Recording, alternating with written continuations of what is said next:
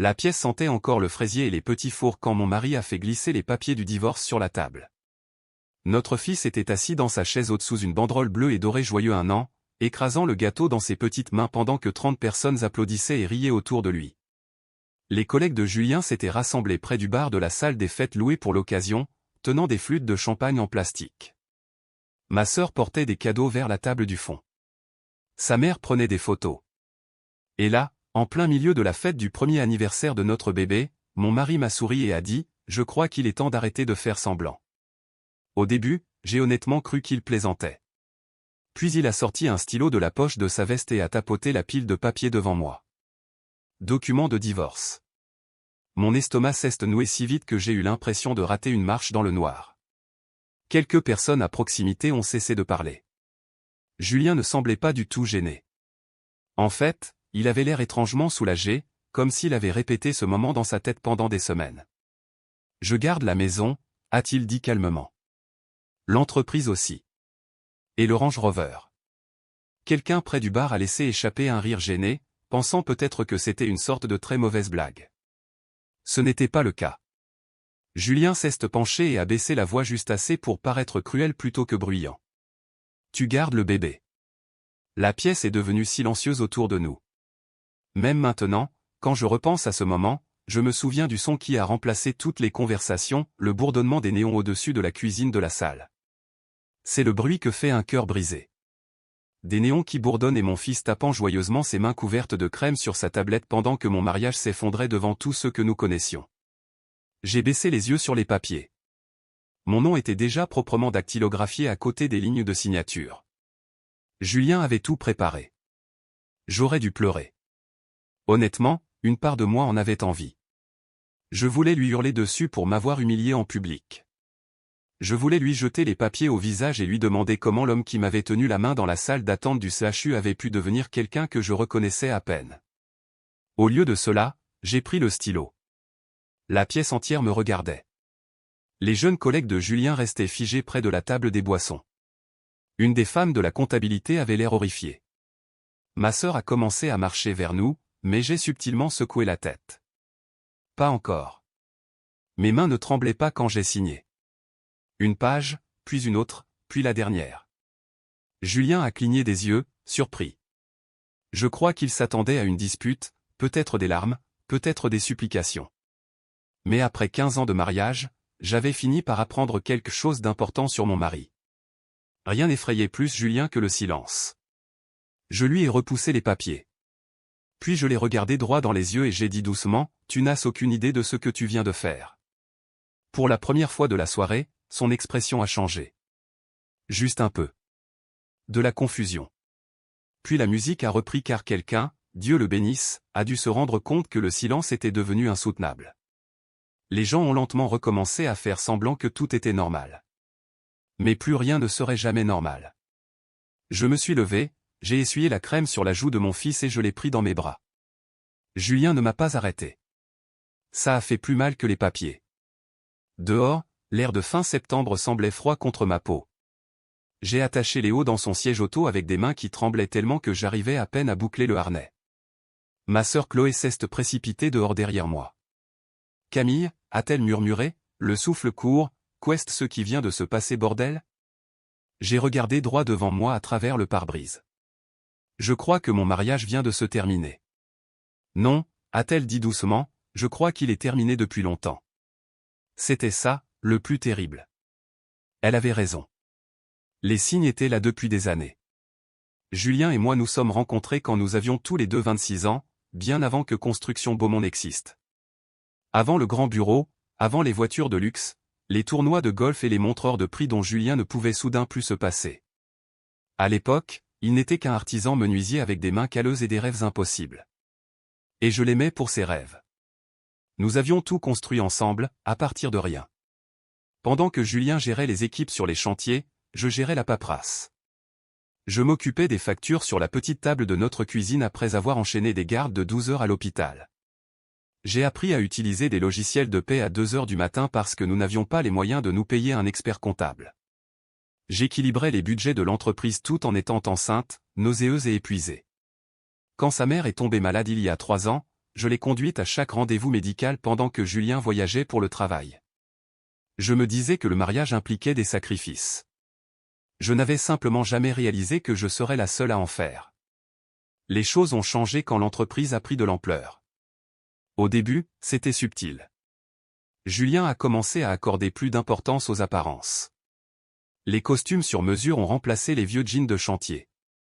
Les dîners d'affaires ont remplacé les soirées en famille. Chaque conversation tournait autour de l'expansion, du statut social, du réseau. Puis sont arrivés les jeunes employés. Surtout Margot. 28 ans, des cheveux parfaits, un maquillage parfait, elle travaillait au marketing. Julien insistait sur le fait qu'ils n'étaient que des amis. Mais les femmes savent. Surtout les épouses qui ont passé 15 ans à regarder un homme devenir peu à peu accro à l'admiration. Avec le temps, j'ai cessé de me sentir comme sa partenaire. Je suis devenu un bruit de fond. La femme qui s'occupait des couches et des rendez-vous chez le pédiatre pendant que Julien posait pour des interviews dans la presse locale sur la réussite d'un self-made man. Self-made. Ce mot me faisait rire amèrement chaque fois que je le voyais. Au moment où Léo est né, notre mariage semblait déjà fissuré sous la surface. Pourtant, je n'aurais jamais imaginé que Julien y mettrait fin publiquement. Ou si cruellement. Ou pendant la fête d'anniversaire de notre fils. Quand je suis finalement rentré chez moi ce soir-là, j'ai porté Léo dans sa petite chambre et je me suis assise dans le fauteuil à bascule près de son lit à barreaux. Il s'est endormi contre ma poitrine presque immédiatement. J'enviais les bébés pour ça. Leur capacité à se sentir en sécurité sans poser de questions. Au bout d'un moment, j'ai plongé la main dans mon sac et j'ai sorti la fine chemise cartonnée que j'avais emportée de la fête. Le dossier que Julien n'avait pas remarqué. À l'intérieur se trouvaient des copies de documents que je gardais depuis des années. Les statuts constitutifs originaux de la société. Les accords de propriété. Les signatures. Les pourcentages. Les fondations de tout ce que nous avions construit. Tout ce que Julien croyait lui appartenir. J'ai regardé ces papiers pendant un long moment pendant que mon fils dormait dans mes bras. Puis, pour la première fois de la nuit, j'ai murmuré la vérité à voix haute. « Oh, Julien, ai-je dit doucement. Tu aurais vraiment dû lire ce que tu as signé. » Le lendemain matin ne ressemblait pas du tout à un matin. J'avais l'impression d'être entré dans une vie qui ne m'appartenait plus. Je me suis réveillé sur le vieux canapé convertible de la maison de mon père avec un torticolis, Léo dormant à côté de moi dans son lit parapluie. Le silence était si profond qu'il ressemblait presque à une pression dans mes oreilles. Pas de circulation, pas de notification, pas de Julien. Juste l'immobilité. Pour la première fois depuis des années, je ne me suis pas réveillé en vérifiant l'emploi du temps de quelqu'un d'autre. J'existais, tout simplement. Et puis la réalité est revenue. Les papiers du divorce, la fête, sa voix devant tout le monde. Je garde la maison, l'entreprise et les voitures. Tu gardes le bébé. J'ai fermé les yeux, mais ça n'a pas aidé. Car le pire n'était pas ce qu'il avait dit. C'était la facilité avec laquelle il l'avait dit. Vers le milieu de la matinée, Chloé est arrivée avec du café et des croissants, comme si elle se préparait pour la guerre. « Il faut que tu manges quelque chose », a-t-elle dit en posant le sac sur le plan de travail de la cuisine. « Et il faut que tu me dises que tu ne vas pas t'effondrer là, maintenant. » « Je ne vais pas m'effondrer, ai-je répondu machinalement. Elle m'a observé attentivement. Ça ressemble à ce que disent les gens juste avant de s'effondrer. Je n'ai pas argumenté.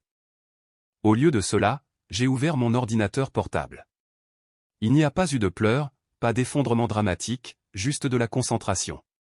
Le genre de concentration que j'utilisais pour survivre aux gardes de 12 heures à l'hôpital quand j'étais plus jeune. Je me suis connecté aux anciens fichiers de l'entreprise. Construction Beaumont conservait toujours mes identifiants d'accès. Julien n'avait jamais pensé à les supprimer. Cela seul même disait long sur le peu de respect qu'il accordait à ce que je faisais réellement en coulisses. J'ai parcouru les dossiers lentement. Historique des fiches de paie. Contrat fournisseur. Déclaration fiscale. Document de prêt bancaire. Et puis je l'ai trouvé. L'accord d'incorporation original. J'ai eu le souffle coupé, non pas parce que je ne m'y attendais pas, mais parce que j'avais oublié à quel point tout avait été rédigé clairement. C'était là, noir sur blanc. Construction Beaumont avait été initialement enregistrée sous nos deux noms. Mais plus important encore, la structure de la propriété majoritaire était liée à l'apport de capital initial. L'héritage de mon grand-père. Un argent que Julien avait toujours mentionné avec désinvolture comme notre coussin de démarrage. Il n'avait jamais demandé où étaient rangés les documents légaux. Il s'en fichait. Parce que Julien avait toujours supposé que le succès effaçait la paperasse. Ce n'est pas le cas. Chloé s'est penchée par-dessus mon épaule. Qu'est-ce ce que c'est? A-t-elle demandé. Je n'ai pas répondu tout de suite. Parce que je me souvenais soudain de quelque chose que Julien avait dit il y a des années, juste après avoir emménagé dans notre premier vrai bureau. Nous devons nous faire entièrement confiance, m'avait-il dit. Pas de secret. Pas de petit caractère entre nous. J'avais ri à l'époque. Je suis devenu comptable par alliance maintenant, avais-je dit. Les petits caractères, c'est mon langage de l'amour. Il m'avait embrassé le front et m'avait dit, c'est pour ça que je t'aime. À l'époque, j'avais l'impression que c'était un partenariat. Maintenant, je réalisais que c'était juste de la commodité. Dans l'après-midi, j'ai appelé notre avocat spécialisé en droit des affaires. Ou plutôt, l'avocat qui était discrètement devenu le mien au fil des années. Julien avait toujours fait appel à de grands cabinets d'avocats d'affaires. Tape à accent grave l'œil, cher, agressif. J'avais toujours préféré quelqu'un qui lisait chaque page 2 fois. Camille, a dit maître Lefebvre en décrochant, son ton virant immédiatement à l'inquiétude, j'ai entendu ce qui s'est passé. Bien sûr que oui. Les villes de province ne gardent pas les secrets. Surtout pas ceux impliquant des divorces, des entreprises et des humiliations publiques. J'ai besoin de savoir où je suis, ai-je dit. Il y a eu un silence. Puis il a expiré lentement. Vous êtes dans une position beaucoup plus forte que votre mari ne le réalise. C'est à ce moment-là que j'ai senti quelque chose basculer en moi. Pas de la colère. De la clarté. Au cours de l'heure qui a suivi, il m'a tout expliqué en termes simples. L'entreprise que Julien pensait posséder entièrement n'était pas structurée de la manière dont il le croyait.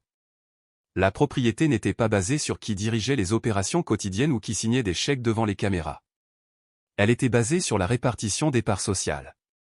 Et je détenais toujours la majorité des parts. Parce que je ne les avais jamais cédées. Parce que Julien ne m'avait jamais demandé de le faire. Parce que Julien n'avait jamais pensé qu'il en avait besoin. Vous êtes en train de me dire, ai-je dit lentement, qu'il vient de s'emparer de l'entreprise devant 30 témoins en pensant qu'elle était à lui. C'est exactement ce que je vous dis, a répondu maître Lefebvre. Je me suis adossé à la chaise de la cuisine. Pour la première fois depuis la fête d'anniversaire, quelque chose en moi a cessé de trembler. Non pas parce que je me sentais puissante, mais parce que je comprenais enfin la portée de ce que Julien avait fait. Il ne m'avait pas seulement humilié. Il s'était exposé lui-même. Ce soir-là, je suis allé en ville pour acheter du lait en poudre et des couches. Le monde extérieur semblait normal, des gens promenaient leurs chiens, des adolescents riaient devant la boulangerie, un couple se disputait doucement dans une voiture garée. La vie continuait comme si de rien n'était. C'est ce qui m'a frappé le plus durement. Personne ne savait qu'un mariage venait de se terminer lors d'un anniversaire. Personne ne savait qu'un homme venait de remettre tout son avenir entre les mains d'une femme qu'il ne respectait plus. Ou qu'il croyait ne plus respecter. À la caisse du supermarché, j'ai vu le logo de l'entreprise de Julien sur une camionnette de livraison à l'extérieur. Construction Beaumont. Nouvelle identité visuelle, peinture fraîche, flocage publicitaire coûteux. J'ai failli rire. Il dépensait déjà de l'argent comme si l'entreprise lui appartenait entièrement. Cette confiance, cette arrogance, cela allait lui coûter cher. De retour à la maison, j'ai retrouvé Léo endormi, sa petite main recroquevillée comme s'il s'accrochait encore au monde sans aucune peur. Je me suis assise à côté de lui et j'ai murmuré, non pas pour lui, mais pour moi-même, tout va bien se passer, ai-je dit. Je te le promets. Et pour la première fois, j'y ai cru. Non pas parce que je savais ce qui se passerait ensuite, mais parce que je savais enfin ce que je détenais depuis le début. Et Julien n'en avait aucune idée. La première fissure dans la nouvelle vie de Julien est apparue exactement 11 jours après la fête d'anniversaire. Au début, c'était minime. Une notification de retard de paiement. Puis une autre. Puis 3 fournisseurs refusant de livrer des matériaux à moins que les factures ne soient réglées d'avance. Julien a appelé cela une friction passagère. Il croyait toujours que les affaires continuaient comme avant, juste une mauvaise passe, un malentendu, quelque chose qu'il pourrait régler avec assurance et charme. C'était la plus grande faiblesse de Julien. Il a toujours cru que la personnalité pouvait primer sur la structure. Mais la structure se moque de l'assurance de votre voix au téléphone. À la 3e semaine, les choses ont cessé de ressembler à des frictions et ont commencé à ressembler à un effondrement. Je ne l'ai pas vu de mes propres yeux au début. Je n'en avais pas besoin. Chloé m'a montré les actualités économiques locales sur son téléphone un matin alors qu'elle donnait de la compote à Léo. Beaumont perd ses clients, a-t-elle dit prudemment. Tu étais au courant? Je m'y attendais, ai-je répondu. Elle a levé les yeux. Tu es bien calme par rapport à ça. Je n'étais pas calme. J'étais concentré. Il y a une différence que la plupart des gens ne comprennent pas avant d'avoir vécu une trahison. Julien avait supposé qu'en prenant la maison, les voitures et le contrôle du récit public, il contrôlait la situation. Mais la propriété et le contrôle ne sont pas la même chose. Pas dans la vraie vie. Surtout pas dans une entreprise construite lentement sur 15 ans, où chaque relation, chaque contrat fournisseur, chaque caution de prêt portait ma signature quelque part en arrière-plan. À la fin de la 3e semaine, le conseil d'administration a exigé un audit financier d'urgence. Julien, fonctionnant toujours sous l'hypothèse qu'il était le propriétaire incontesté, a accepté immédiatement. Ce fut sa 2e erreur. La première avait été de supposer que je me battrais de manière émotionnelle. La 2e était de supposer que je ne me battrais pas sur le plan juridique. La 3e était de supposer que j'étais impuissante sans lui. Le matin de la réunion d'audit, j'étais dans la cuisine en train de laver des biberons quand mon téléphone a sonné. C'était Maître Lefebvre. C'est aujourd'hui que ça se passe, a-t-il dit. Je sais. Vous n'avez pas l'air nerveuse. Je ne suis pas nerveuse, ai-je répondu. J'ai fini d'être nerveuse. Il y a eu un silence. Puis il a dit quelque chose qui m'a surprise. Tant mieux, car il est déjà en train de perdre le contrôle. J'ai regardé par la fenêtre la rue calme. Je n'essaie pas de le détruire, ai-je dit. Je sais, a-t-il répondu. C'est ce qui rend la chose si difficile pour lui. À midi, Julien était assis dans la salle de conférence du siège de construction Beaumont. Le même bureau où il avait autrefois posé pour des photos sur papier glacé pour un magazine régional, souriant devant des plans encadrés comme un homme qui avait tout construit tout seul. Mais aujourd'hui, l'atmosphère était différente. Pas de photos. Pas de fierté. Juste des papiers. Et du silence. Je n'étais pas physiquement présente, mais je savais exactement ce qui se passait. Maître Lefebvre me l'a décrit plus tard avec des détails précis, presque cliniques. Julien est entré avec assurance. Il est ressorti plein de doutes. Parce que la première chose que les auditeurs ont expliquée était simple. Il ne détenait pas la majorité des parts. Loin de là. Il y a eu un long silence dans la pièce après cette déclaration, le genre de silence qui semble plus lourd que le bruit. Julien a apparemment ri au début. Un son court et dédaigneux. Puis il leur a demandé de répéter. Ils l'ont fait. Lentement. Clairement. Preuve à l'appui. Et c'est là que la réalité a commencé à basculer. Car pour la première fois depuis des années, Julien n'avait aucun argument pour contredire ce qu'il entendait. Pendant ce temps, je suis resté à la maison cet après-midi-là avec Léo, pliant de minuscules vêtements et écoutant le vent souffler contre la fenêtre. C'était étrange. Comme regarder une tempête depuis l'intérieur d'une maison de verre. En sécurité, mais distante. Ce soir-là, Julien a débarqué chez mon père. Je savais qu'il viendrait. Je ne me suis pas précipité vers la porte. Je n'avais pas préparé de discours. J'ai simplement ouvert quand les coups à la porte sont devenus réguliers plutôt qu'énervés. Il avait l'air différent. Pas physiquement. Mais quelque chose dans sa posture s'était effondré. La confiance en soi ne disparaît pas d'un coup. Elle se fracture. Je ne savais pas, a-t-il dit immédiatement. C'était sa phrase d'introduction. Pas de bonjour. Pas de pardon. Juste je ne savais pas. Je me suis légèrement écarté pour lui laisser voir la maison silencieuse derrière moi. Tu ne savais pas? Ai-je demandé calmement. Sa mâchoire s'est contractée. Que je ne possédais pas tout. J'ai hoché la tête une fois. Tu n'as jamais demandé. Je te faisais confiance. A-t-il lâché presque instinctivement. Ça m'a fait marquer une pause. Parce que j'ai réalisé à quel point nous définissions la confiance différemment. Moi aussi, je te faisais confiance. Ai-je dit doucement. C'est pour ça que je n'aurais jamais pensé que tu ferais ce que tu as fait à l'anniversaire de notre enfant.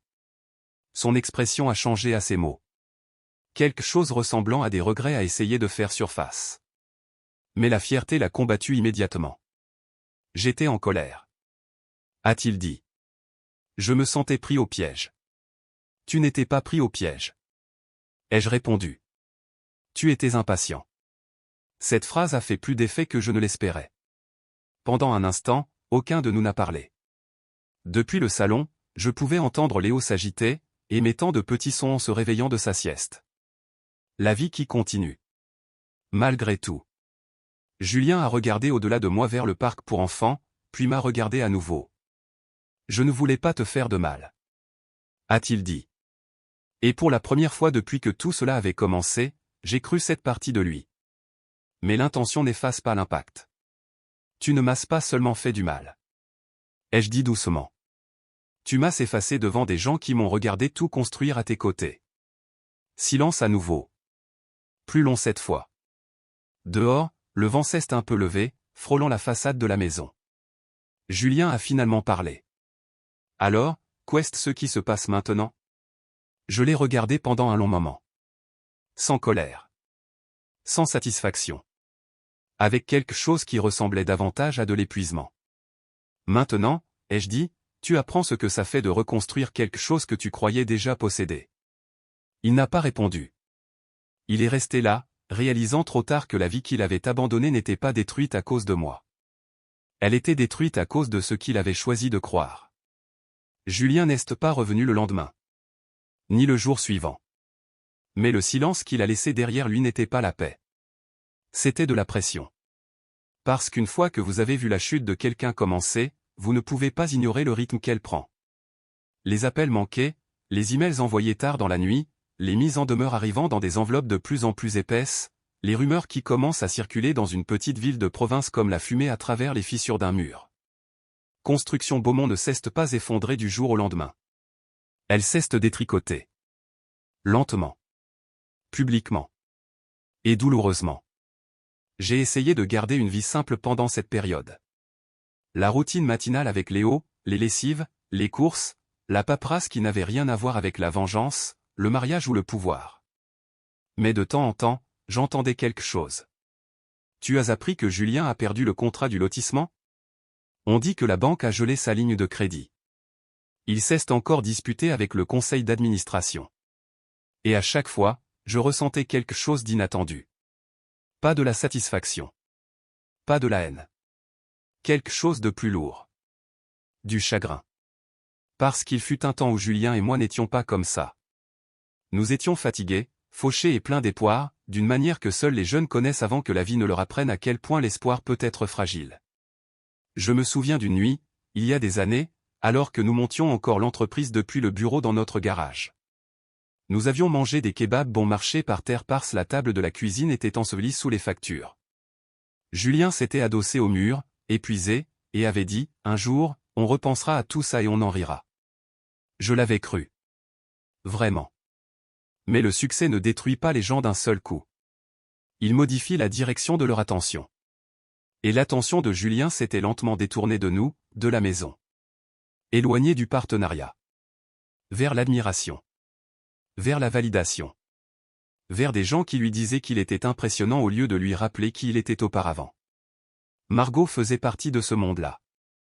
Je ne l'avais rencontrée correctement qu'une seule fois, lors d'un événement d'entreprise auquel j'avais assisté par obligation quelques mois avant le divorce. Elle avait souri poliment, mais il y avait quelque chose de répété dans son attitude. Comme si elle avait déjà appris à être vue sans être remise en question. Julien l'avait présentée avec désinvolture. La fille du marketing, avait-il dit. Pas quelqu'un qui travaille avec nous. Pas un membre de l'équipe. Juste responsable marketing, comme si les titres suffisaient à justifier la proximité. Je me souviens avoir observé la façon dont il la regardait quand il pensait que personne ne faisait attention. Ce n'était pas de l'amour. C'était une échappatoire. C'est ce que je comprends plus clairement aujourd'hui. Julien n'est pas parti parce qu'il a trouvé quelqu'un de mieux. Il est parti parce qu'il a trouvé quelqu'un de plus facile. Quelqu'un qui ne lui rappelait pas qui il était avant. De retour à la maison, j'ai commencé à recevoir des documents officiels. Pas des dramatiques. Pas des émotionnels. Des documents financiers. Des demandes d'audit. Des confirmations du conseil d'administration. Des convocations d'actionnaires. Chacun renforçant discrètement une vérité que Julien n'avait jamais pleinement acceptée. Il ne contrôlait pas ce qu'il croyait contrôler. Maître Lefebvre a appelé un après-midi pendant que je pliais les vêtements de Léo. Il essaie de négocier. A-t-il dit. Avec qui? Ai-je demandé. Avec vous. J'ai fait une pause. Dites-lui non. Ai-je répondu. Il y a eu un silence plus long au bout du fil. Camille. A-t-il dit prudemment, il propose un accord de conciliation. J'ai expiré lentement. Quel genre de conditions? Absolument tout ce qu'il pense que vous voulez. Ça m'a fait arrêter de plier le linge. Parce que Julien avait toujours cru que les problèmes pouvaient être résolus de la même manière que l'on concluait des affaires commerciales. Offrir assez d'argent. Offrir assez de contrôle. Offrir assez de compromis. Et l'autre personne finira par céder. Mais certaines choses ne sont pas négociables. J'ai regardé vers Léo qui jouait par terre avec un camion en plastique. Je ne veux pas de son argent. Ai-je dit. Que voulez-vous? A demandé maître Lefebvre. J'y ai réfléchi pendant un long moment. Parce que la réponse honnête n'était pas la vengeance. Et ce n'était pas le pouvoir. C'était quelque chose de plus simple. Le respect. Pas le genre que l'on exige. Le genre que l'on perd quand on oublie ce que signifie considérer une autre personne comme un être humain. Ce soir-là, Julien a de nouveau débarqué. Cette fois, il n'a pas frappé fort. Il n'avait pas l'air en colère. Il avait l'air fatigué d'une manière que je ne lui avais jamais vue. Comme quelqu'un qui n'avait plus les moyens de faire semblant. Je ne peux pas réparer ça. A-t-il dit immédiatement après que j'ai ouvert la porte. Je n'ai pas répondu. J'ai essayé. A-t-il ajouté, j'ai tout essayé. Je me suis écarté une fois de plus pour le laisser entrer. Parce que j'ai réalisé quelque chose d'important. Ce n'était plus une confrontation. C'était une fin. Nous nous sommes assis dans la cuisine où tant de moments de nos vies antérieures avaient eu lieu. Pas des dîners romantiques. Pas de grandes conversations. Juste la vie ordinaire. Les factures. Le café. Le silence. Julien cesse de frotter les mains nerveusement. Je ne comprenais pas ce que je signais. A-t-il répété. Tu n'as jamais demandé. Ai-je répondu. Je te faisais confiance. J'ai secoué la tête lentement. Non. Ai-je dit. Tu avais confiance dans le fait que je ne compterais jamais assez pour te remettre en question. Ça l'a frappé plus durement que la colère n'aurait jamais pu le faire. Parce que c'était la vérité. Dehors, le wind soufflait doucement dans les arbres, comme si le monde lui-même essayait de ne pas nous interrompre. Julien a baissé les yeux vers la table. J'ai tout perdu. A-t-il dit doucement. Je l'ai observé pendant un long moment. Puis j'ai dit quelque chose que je n'avais pas prévu de dire. Non. Ai-je répondu gentiment. Tu as juste perdu ce que tu croyais posséder. Il a levé les yeux vers moi. Et pour la première fois, il n'y avait aucune attitude défensive dans son expression. Seulement de la compréhension. Et des regrets. Mais les regrets ne sont pas la même chose qu'une réparation. Ni dans le mariage. Ni dans les affaires. Ni dans la vie. L'hiver est arrivé tôt cette année-là. Le genre de froid qui s'installe dans les vieilles maisons en bois et y reste, comme si les murs eux-mêmes se souvenaient de tout ce qui s'était passé à l'intérieur. Julien et moi ne nous sommes pas remis ensemble. Pas de la manière dont les gens s'y attendent dans ce genre d'histoire. Il n'y a pas eu de réconciliation dramatique. Pas de pardon soudain. Pas de baiser cinématographique sous la neige tombante. Ce qui s'est passé à la place a été plus lent. Plus ordinaire. Et d'une certaine manière, plus réel. Nous avons appris à nous parler sans nous détruire mutuellement. Pour le bien de Léo au début. Puis progressivement pour des raisons qu'aucun de nous n'admettait totalement à voix haute. Julien a emménagé dans un petit appartement en location de l'autre côté de la ville. Rien d'impressionnant. Pas de finition luxueuse. Pas de statue. Juste un endroit pour dormir et réfléchir. Il a arrêté de porter des costumes hors de prix. Il a arrêté de parler comme si chaque conversation était un argumentaire de vente. Et pour la première fois depuis des années, il a commencé à écouter plus qu'il ne parlait. L'entreprise s'est stabilisée, mais pas seulement grâce à lui. Le conseil d'administration a apporté de la structure. D'anciens employés sont revenus prudemment. Les contrats ont été renégociés. Et lentement, Construction Beaumont est devenu quelque chose de nouveau, non pas l'empire que Julien imaginait autrefois, mais quelque chose de plus ancré, de plus durable, de plus honnête. Je suis resté impliqué, mais plus de la même manière qu'auparavant. Je n'étais plus la colonne vertébrale silencieuse. Je participais à des décisions qui exigeaient de la clarté plutôt que des sacrifices. Un après-midi, des mois après que tout se soit effondré, Julien est venu chercher Léo. Ce fut un échange simple à la porte. Pas de tension. Pas de comédie. Juste deux parents faisant ce qui devait être fait. Mais avant de partir, il a hésité. J'ai réfléchi, a-t-il dit prudemment, à ce que tu as dit ce jour-là. J'ai attendu. Tu m'as dit que je n'avais aucune idée de ce que je venais de faire. J'ai hoché légèrement la tête. Il a regardé Léo, puis moi. Je crois que je le comprends maintenant, a-t-il dit. Je n'ai pas répondu immédiatement. Parce que la compréhension n'efface pas les dégâts. Mais elle change ce qui vient ensuite. Le printemps est arrivé doucement. Et avec lui, quelque chose d'inattendu. Une petite réunion dans le jardin. Pas une grande fête comme avant. Pas de salle louée. Pas de collègues. Juste la famille. Et quelques personnes qui étaient restées tout au long de l'épreuve sans choisir leur camp.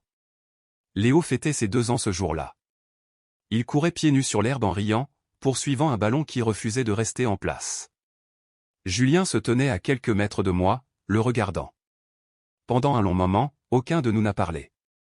Puis il a dit doucement, « Avant, je pensais que le succès, c'était le contrôle. » Je l'ai regardé. « Et maintenant ?» ai-je demandé. Il a hésité.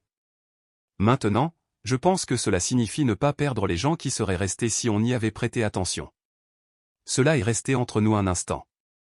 Pas pesant. Juste honnête. Plus tard dans la soirée, après que tout le monde soit parti et que le jardin soit redevenu calme, Julien m'a aidé à rentrer les chaises à l'intérieur. Des choses simples. Des choses normales. Des choses que nous faisions avant sans y penser. Sur le pas de la porte, il s'est arrêté. Je ne demande pas de retrouver ce que nous avions. A-t-il dit. J'ai hoché la tête. Je sais. Il a expiré lentement. Je ne veux juste pas perdre ce qu'il nous reste. Je l'ai regardé pendant un long moment. Pas comme un mari. Pas comme un ennemi. Mais comme un homme qui avait enfin compris que certaines pertes n'arrivent pas d'un coup.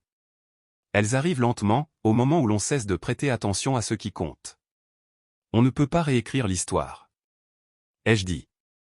Il a hoché la tête. Je sais.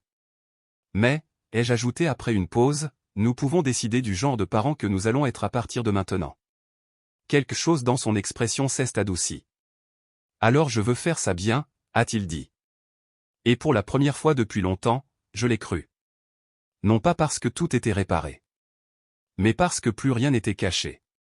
Alors que le soleil se couchait derrière les arbres, je me tenais sur la terrasse, tenant Léo, pendant que Julien rangeait les dernières chaises dans le garage.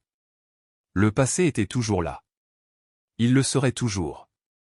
Mais il ne définissait plus chaque recoin du présent.